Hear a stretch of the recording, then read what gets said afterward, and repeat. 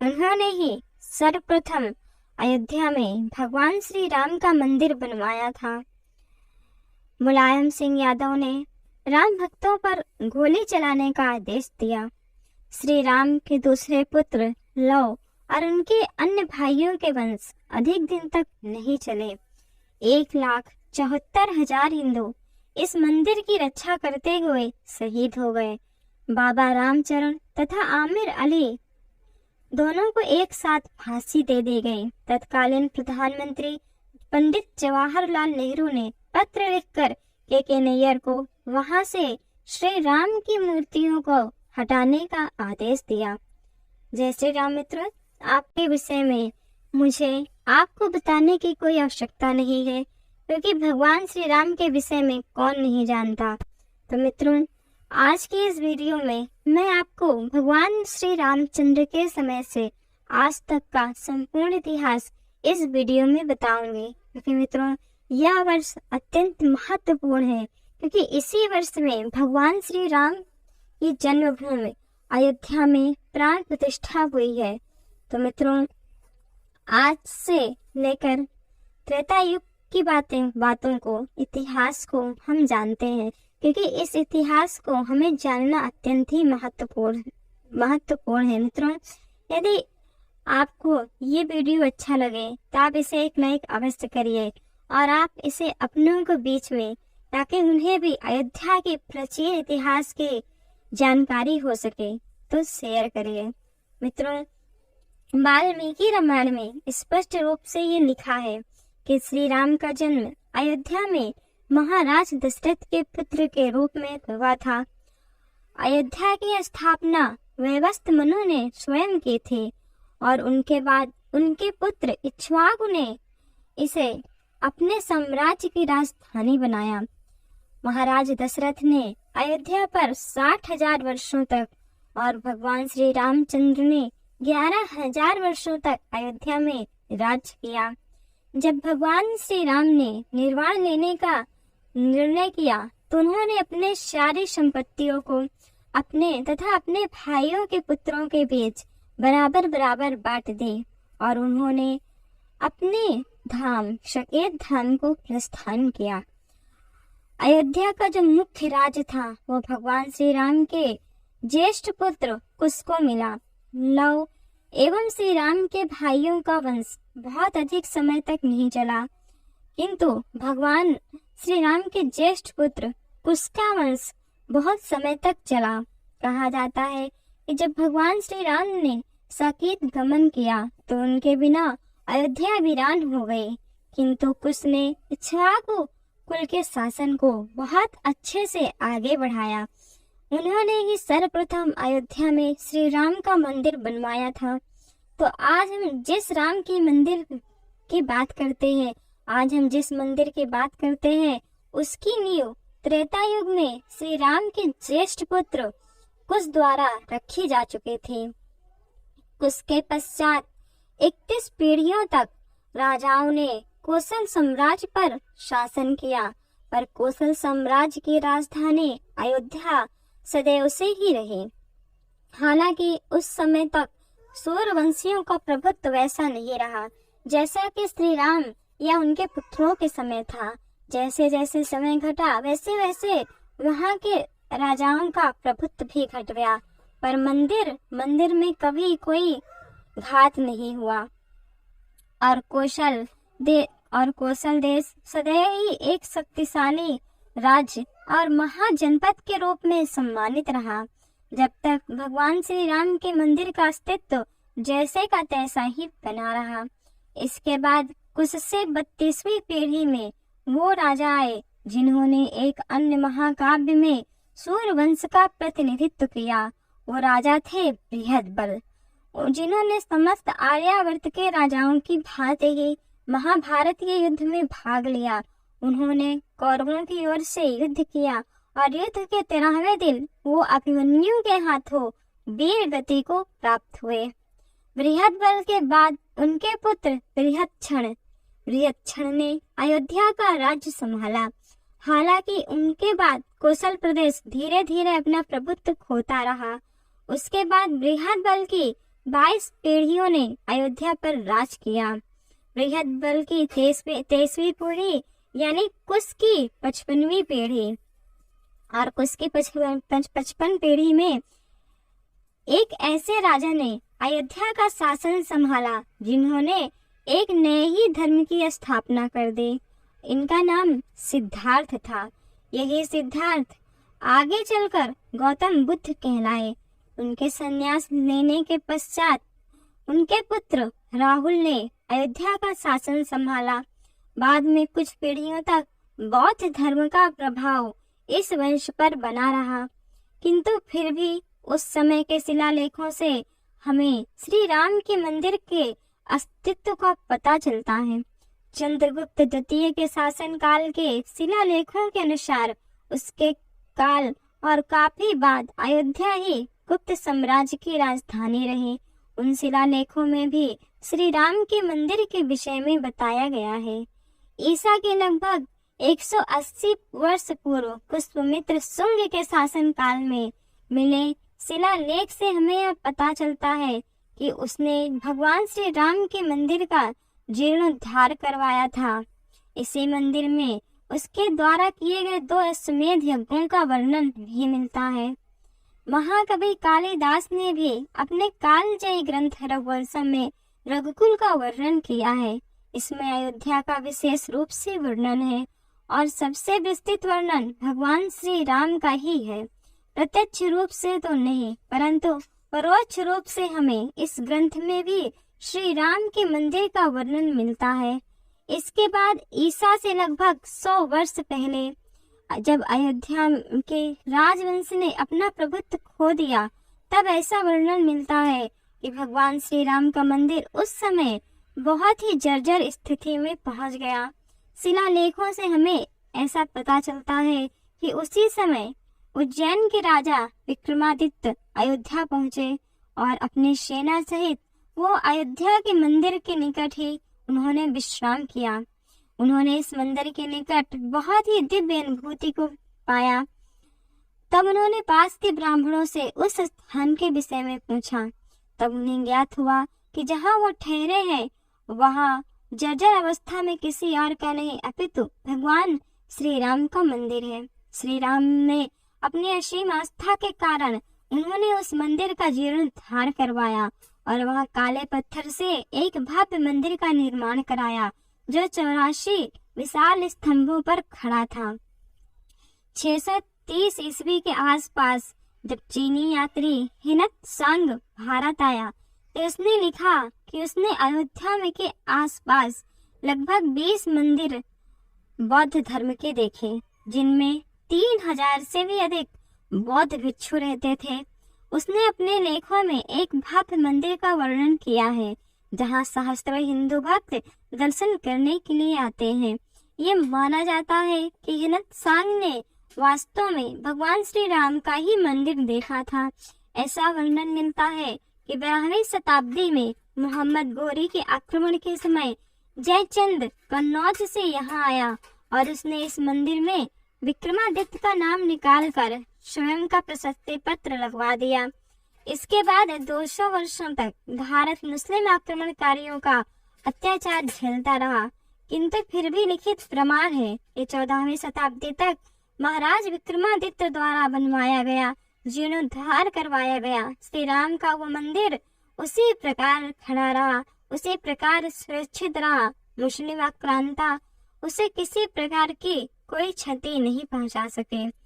14वीं शताब्दी में इब्राहिम लोदी के शासनकाल में इस मंदिर के होने के प्रमाण मिलते हैं, लेकिन सन 1526 में जब पानीपत के युद्ध में उसकी मृत्यु हुई और बाबर द्वारा मुगल साम्राज्य की नींव रखी गई, तब जाकर इस मंदिर को तोड़ने के कई प्रयास, कई अभियान किए गए।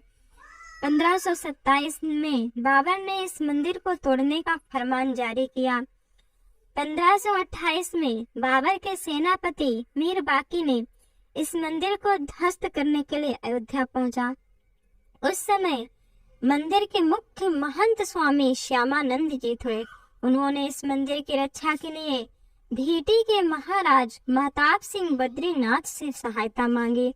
जब तक महाराज बद्रीनाथ सहायता के लिए आते, उस समय अयोध्या से लगभग 10 किलोमीटर दूर सनेथु गांव के पंडित देवी नंदन पांडे ने स्थानीय लोगों को एकत्रित कर मंदिर को बचाने का प्रयास किया, पर शत्रुओं की विशाल सेना के सामने वो सभी वीर गति को प्राप्त हुए।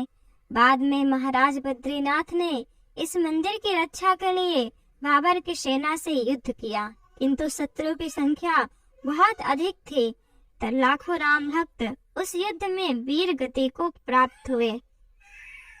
इसके 15 दिन के बाद हंसवर के महाराज रणविजय सिंह ये जानते हुए भी कि उनकी मृत्यु निश्चित है, किंतु केवल 1000 योद्धाओं को लेकर उन्होंने इस मंदिर की रक्षा का अद्भुत प्रयास किया, कर उन्होंने वीर गति को पाया।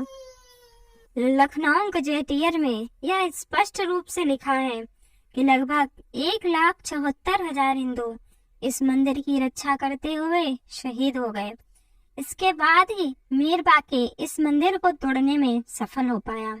मंदिर के टूटने के बाद मीर बाकी ने वहां पहली बार मस्जिद का ढांचा बनवाया और उसे नाम दिया गया मस्जिद-ए जन्म स्थान, अर्थात जन्म स्थान का मस्जिद।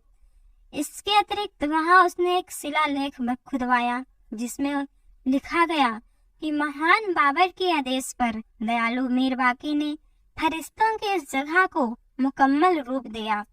यहाँ फरिश्तों की जगह, फरिश्तों का अर्थ भगवान श्री राम से है।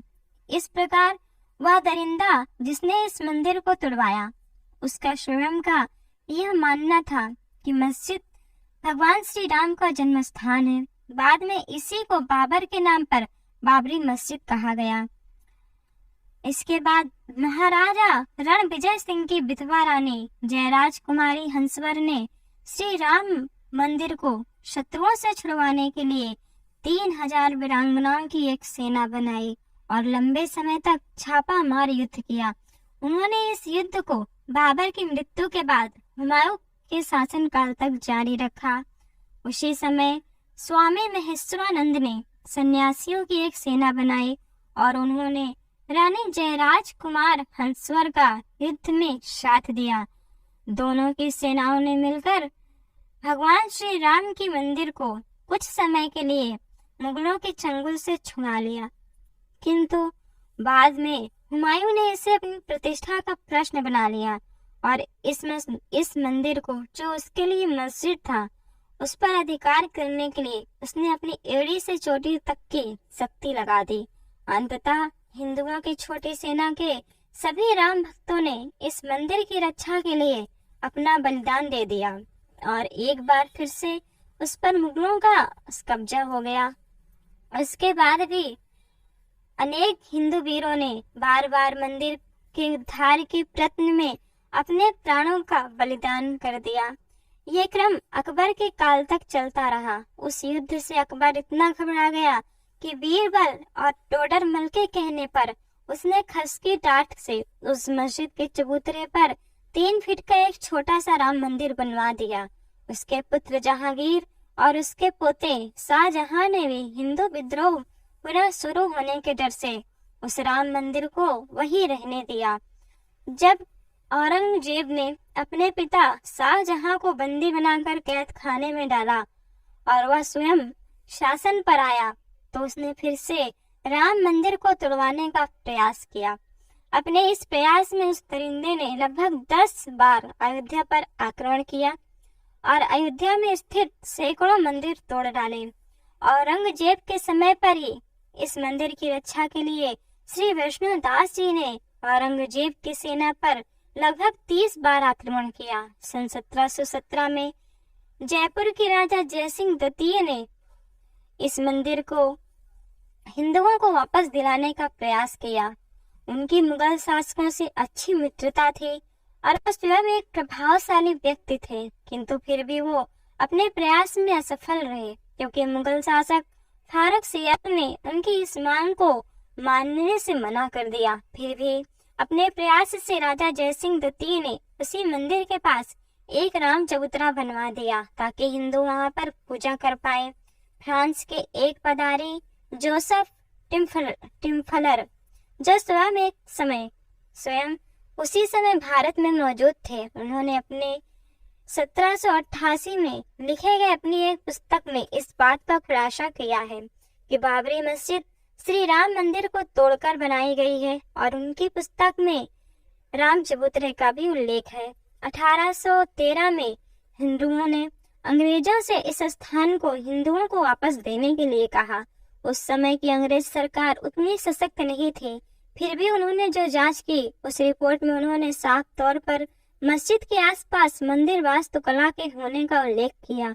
सन 1827 में अवध के नवाब नसीरुद्दीन हैदर शाह ने इस मस्जिद पर अधिकार किया। तब राम जन्मभूमि की स्वतंत्रता के लिए स्थानीय लोगों ने मिलकर एक सेना बनाई और अवध की सेना पर 3 बार आक्रमण किया।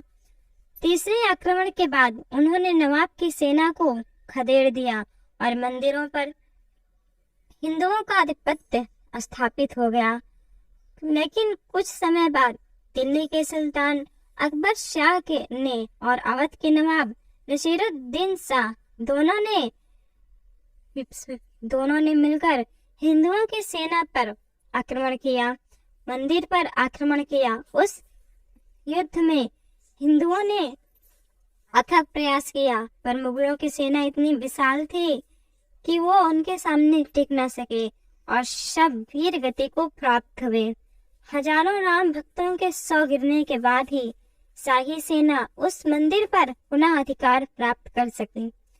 1838 में एक अंग्रेज पुरातत्ववेत्ता मोटेंगो मेरिटार्निम ने जांच की और अपनी रिपोर्ट में उन्होंने इस बात का खुलासा किया कि जिस स्तंभों पर बाबरी मस्जिद खड़ी है ये वास्तव में तो मंदिर के ही स्तंभ है, और उनकी इस रिपोर्ट पर मुसलमानों ने बड़ा हंगामा किया। 1848 में वाजिद अली शाह के शासन के समय हिंदुओं ने पुनः इस स्थान को प्राप्त करने का प्रयास किया। मुगल सैनिकों और हिंदुओं के बीच 2 दिन तक घोर युद्ध चला और हिंदुओं की विजय हुई। तब एक बार हिंदुओं ने अंग्रेज औरंगजेब द्वारा तोड़वाए गए श्री राम के छोटे मंदिर का निर्माण किया। 3 फीट ऊंचे खस के टाट से बने उस मंदिर में पुनः रामलला की मूर्ति स्थापित हो गई। हालांकि ये अधिक दिन तक नहीं रह सके और बहादुर शाह जफर ने वाजिद अली शाह की सेना के साथ मिलकर पुनः इस स्थान पर अधिकार कर लिया। 5 वर्ष बाद 1853 में इस स्थान के लिए हिंदू और मुस्लिमों के बीच दंगा हुआ। ये पहली बार था कि बिना किसी मुगल राजा के समर्थन के मुसलमानों ने हिंदुओं पर हमला किया। कई लोग इसे प्रथम हिंदू मुस्लिम दंगा भी मानते हैं। इसमें दोनों ही पक्षों की बड़ी क्षति हुई। 1855 में अंग्रेजों ने मुसलमानों को तो मस्जिद में जाने की अनुमति दी, किंतु हिंदुओं को अंदर जाने पर रोक लगा दी गई। तब हिंदुओं ने वहां से 150 फीट दूरी बने राम चबूतरे पर पूजा करना आरंभ किया। 1857 की क्रांति के समय अयोध्या के महंत बाबा रामचरण दास ने फिर से राम मंदिर के जीर्णोद्धार का प्रयास किया। इस प्रयास में उन्होंने एक मौलवी आमिर अली को अपनी बात समझाई और आमिर अली ने ये माना कि ये स्थान वास्तव में भगवान श्री रामचंद्र की जन्मभूमि ही है। हिंदुओं ने उन दोनों का स्वागत किया, किंतु मुस्लिमों को एक मुस्लिम का इस प्रकार क्या श्री राम की भक्ति करना रास नहीं आया और उन्होंने बिना किसी कारण इसका बड़ा विरोध किया। और भावी दंगे के खतरे को देखते हुए उस समय की कंपनी सरकार ने उसी मंदिर के निकट एक पेड़ पर बाबा रामचरण दास और आमिर अली को एक साथ फांसी दे दी। अंग्रेजों और मुसलमानों के इस कृत्य से हिंदू जनता भड़क उठी और फिर अंग्रेज सरकार ने शांति बहाल करने के लिए उस समय की 1869 में उस विवादित स्थल पर बाण लगा दी और अंदर का हिस्सा मुसलमानों को और बाहर का हिस्सा हिंदुओं को पूजा के लिए दे दिया गया। इससे काफी समय तक शांति बनी रही। सन 1885 में निर्मोही अखाड़े के महंत श्री रघुवर दास पहली बार इस मामले को न्यायालय तक ले गए। उस समय फैजाबाद न्यायालय के न्यायाधीश पंडित हरि किशन ने इस मामले को सुना। रघुवर दास जी ने प्रार्थना की थी कि उन्हें राम चबूतरे पर छतरी लगानी दी जाए, किंतु उनकी अर्जी ठुकरा दी गई। 1934 में एक बार वहां हिंदू मुस्लिम दंगे हुए। इसमें बाबरी मस्जिद की दीवार तोड़ दी गई। अंग्रेज सरकार ने फिर उसे बनवा तो दिया, किंतु हिंदुओं के विरोध के कारण मुस्लिमों को वहां नमाज पढ़ने से मना कर दिया गया। 1947 में जब हमें आजादी मिली तो लोगों को लगा कि अब यहाँ मंदिर बन ही जाएगा, किंतु ऐसा नहीं हुआ। तत्कालीन कांग्रेस सरकार की कार्यसूची में दूर दूर तक राम मंदिर कहीं नहीं था। सरकार ने मस्जिद के मुख्य द्वार पर ताला लगवा दिया और हिंदुओं को एक अन्य द्वार से प्रवेश करने की अनुमति मिली। सन 1949 में अचानक एक दिन मस्जिद के अंदर से घंटे की आवाज आने लगी और पता चला कि मस्जिद के अंदर श्री राम की एक मूर्ति प्रकट हुई है। मुस्लिमों ने यह आरोप लगाया कि वो मूर्तियां हिंदुओं ने रखी है। हिंदू और मुस्लिम दोनों उस स्थान पर एकत्र होने लगे और ये विवाद इतना बढ़ा कि तत्कालीन प्रधानमंत्री जवाहरलाल नेहरू तक ये बात पहुंच गई। जवाहरलाल नेहरू ने मुस्लिमों का पक्ष लेते हुए अयोध्या के जिलाधीश के नायर से कहा कि वहां से श्री राम की मूर्तियों को हटा दिया जाए, किंतु नायर ने ऐसा करने से मना कर दिया। 27 दिसंबर 1949 को जवाहरलाल नेहरू ने पुनः पत्र भेजकर के नायर को श्री राम की मूर्ति को वहां से हटाने को कहा। इस पर के नायर ने अपना इस्तीफा दे दिया और कहा कि श्री राम की मूर्तियां हटाने के स्थान पर वहां एक जालीनुमा दरवाजा लगा दिया जाए। नेहरू को यह बात पसंद आई और उन्होंने ऐसा ही किया। 1950 में हिंदू महासभा के अधिवक्ता गोपाल विशारद ने फैजाबाद जिला न्यायालय में एक अर्जी डाल दी कि उस स्थान पर हिंदुओं को पूजा करने की अनुमति दी जाए। इस पर न्यायालय ने उस दरवाजे से बाहर ही पूजा करने की स्वीकृति दे दी। मंदिर के अंदर केवल पुजारी को ही जाने का आदेश दिया गया। सन 1984 में संघ विश्व हिंदू परिषद और बीजेपी मंदिर के उद्धार के लिए एक समिति का गठन करते हैं और सीतामढ़ी से अयोध्या तक की रथ यात्रा निकालने का निर्णय करते हैं। किंतु उसी समय अचानक तत्कालीन प्रधानमंत्री इंदिरा गांधी की हत्या हो जाती है, जिससे ये रथ यात्रा रोकनी पड़ती है। सन 1986 में जब शाहबानो ने अपने पति से गुजारा भत्ता लेने वाला केस जीत लिया, तब तत्कालीन प्रधानमंत्री राजीव गांधी ने मुस्लिमों को खुश करने के लिए संसद में प्रस्ताव लेकर ले आए तथा न्यायालय के फैसले को पलट दिया। इससे हिंदुओं में बड़ा ही असंतोष फैल गया। ताला खुलवाकर हिंदुओं को वहां पूजा अर्चना करने का स्वीकृति प्रदान किया। इससे मुस्लिम लोग भड़क गए और 6 फरवरी 1986 को उन्होंने बाबरी मस्जिद संघर्ष समिति का गठन किया। सन 1989 में संघ के नेतृत्व में विवादित स्थल के निकट ही श्री राम मंदिर की नींव रखी गई। उसी साल इलाहाबाद उच्च न्यायालय ने आदेश दिया कि विवादित स्थल के मुख्य द्वारों को खोल दिया जाए और इसे सदा के लिए हिंदुओं को दे देना चाहिए। सन 1990 में संघ और विश्व हिंदू परिषद के नेतृत्व में लाल कृष्ण आडवाणी ने सोमनाथ से अयोध्या तक 10,000 किलोमीटर की एक रथ यात्रा निकाली। लेकिन उसी समय बिहार के तत्कालीन मुख्यमंत्री लालू यादव के आदेश पर समस्तीपुर में लाल कृष्ण आडवाणी को गिरफ्तार कर लिया गया। लाल कृष्ण आडवाणी जी की गिरफ्तारी के बाद भी जिस दिन रथ यात्रा निकलने वाला था, रथ यात्रा अयोध्या में पहुंचने वाला था, 30 अक्टूबर 1990 के दिन हजारों की संख्या में राम भक्तों ने पुलिस के रोकने के बाद भी अयोध्या में प्रवेश किया और बाबरी मस्जिद पर हिंदू के ध्वजा फहरा दिया। 3 दिन बाद 2 नवंबर 1990 को उत्तर प्रदेश के तत्कालीन मुख्यमंत्री मुलायम सिंह यादव ने राम भक्तों पर गोली चलवाई, जिसमें सैकड़ों कार सेवकों ने अपने प्राणों से हाथ धोया। कहा जाता है कि उस दिन सरयू तट हिंदुओं की लाशों से पट गया था। 6 दिसंबर 1992 को 2 लाख से अधिक कार सेवक अयोध्या पहुंचे। उस समय के तत्कालीन मुख्यमंत्री कल्याण सिंह ने पुलिस की भीड़ पर गोली न चलाने का निर्देश दिया। पुलिस से कहा कि कोई भी भीड़ पर गोली नहीं चलाएगा। उन्होंने सोचा कि हम सुरक्षा बलों से ही भीड़ को नियंत्रित कर लेंगे, परंतु ऐसा नहीं हुआ। उस भरती हुई भीड़, लाखों की भीड़ के सामने पुलिस हिम्मत ही नहीं कर सकी कोई कार्रवाई करने की। 6 दिसंबर 1992 को दोपहर को 1:55 पर बाबरी मस्जिद का पहला गुम्बद गिरा दिया गया। फिर 1.5 घंटे में दोपहर 3:30 को दूसरा गुम्बद गिरा दिया गया। शाम 5 बजे तक तीसरा गुम्बद और धीरे धीरे सारा ढांचा गिरा दिया गया। इसकी जिम्मेदारी लेते हुए उत्तर प्रदेश के मुख्यमंत्री कल्याण सिंह ने इस्तीफा दे दिया और उसी दिन शाम 7 बजे तक उत्तर प्रदेश में राष्ट्रपति शासन लगा दिया गया। इसके बाद पूरे देश में हिंदू मुस्लिम दंगा फैल गया। अयोध्या में 1000 से अधिक और मुंबई में 900 से अधिक लोगों की जानें गई।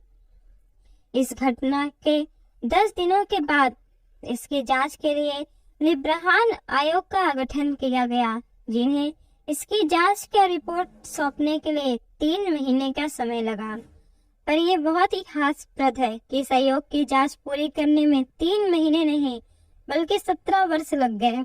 2003 में भारतीय पुरातत्व सर्वेक्षण ने अपनी एक विस्तृत रिपोर्ट में स्पष्ट रूप से लिखा कि जहां पर विवादित ढांचा था वो स्थान मंदिर को तोड़कर ही बनाया गया था। इस रिपोर्ट को भी लिब्रहान रिपोर्ट में शामिल किया गया। 30 जून 2009 को लिब्रहान आयोग ने 700 पृष्ठों की अपनी अंतिम रिपोर्ट तत्कालीन प्रधानमंत्री मनमोहन सिंह को सौंपी। 2010 में अपने ऐतिहासिक फैसले में इलाहाबाद उच्च न्यायालय ने विवादित जमीन को राम जन्मभूमि घोषित किया। उन्होंने ये निर्देश दिया कि श्री राम की मूर्तियों को वहां से न हटाया जाए। उन्होंने इस पूरे विवादित जमीन को राम जन्मभूमि ट्रस्ट, निर्मोही अखाड़ा और सुन्नी वक्फ बोर्ड के बीच बराबर बांट दिया। हिंदू और मुस्लिम पक्ष दोनों ही इस फैसले से सहमत नहीं हुए और उन्होंने 2011 में उच्चतम न्यायालय का दरवाजा खटखटाया।